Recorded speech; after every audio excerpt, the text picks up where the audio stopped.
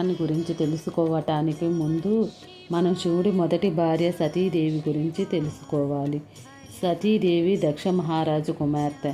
అయితే దక్ష మహారాజు శివుడిని పూర్తిగా ద్వేషించేవాడు. ఎందుకంటే శివుడు రాజటీవీగా లేకపోవడంతో అతడు సంచరించే సన్యాసిగా ఉంటూ శరీరం అంతా బూడిద పూసుకొని ఉంటాడు.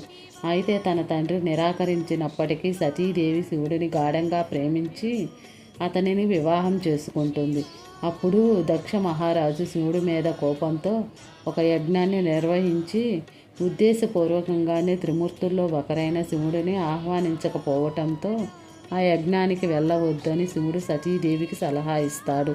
అయినప్పటికీ సతీదేవి పుట్టింటి మీద ప్రేమతో ఆ యజ్ఞానికి వెళ్తుంది.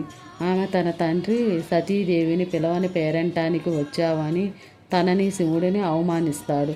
భర్త మాట కాదని వచ్చినందుకు తండ్రి చేసిన అవమానాన్ని భరించలేక సతీదేవి పవిత్ర అగ్నిలో దూకి ఆత్మాహుతి చేసుకుంటుంది.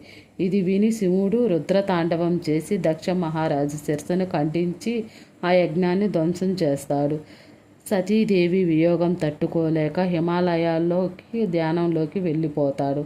ఓం నమ శివాయ.